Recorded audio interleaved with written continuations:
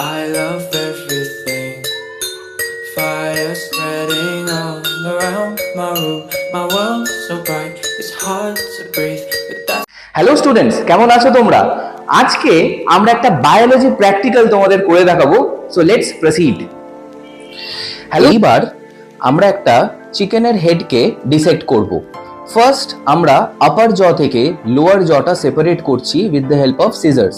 Muscle অ্যাটাচমেন্টগুলো আমাদের খুব ডেলিকেটলি কাটতে হবে, বিকজ হায়ার অ্যাপারেটাস যেটা আজকে আমরা এক্সপোজ করব সেইটা কিন্তু লোয়ার জতে থাকে along with the tracheal opening.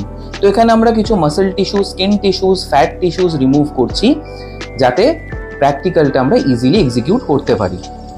So এইভাবে আমরা স্টেপ বাই স্টেপ লোয়ার জটা সেপারেট করেছি অ্যান্ড তোমরা ট্রায়াঙ্গুলার শেপড হায়ার অ্যাপারেটাসটা অলরেডি দেখতে পাচ্ছ, which is attached to the floor of the lower জ।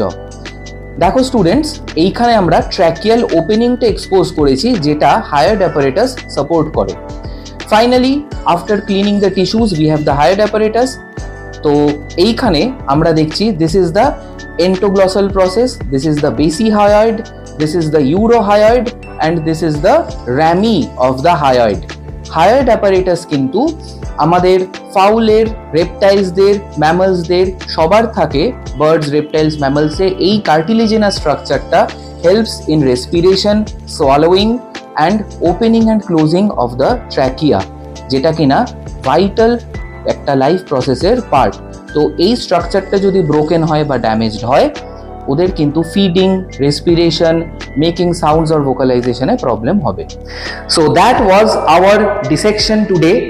ভিডিওটা কেমন লাগলো অবশ্যই আমাদের কমেন্ট করে জানাও, আর তোমরা এরকম আরো ভিডিও দেখতে চাও কিনা সেটাও আমাদের জানাও।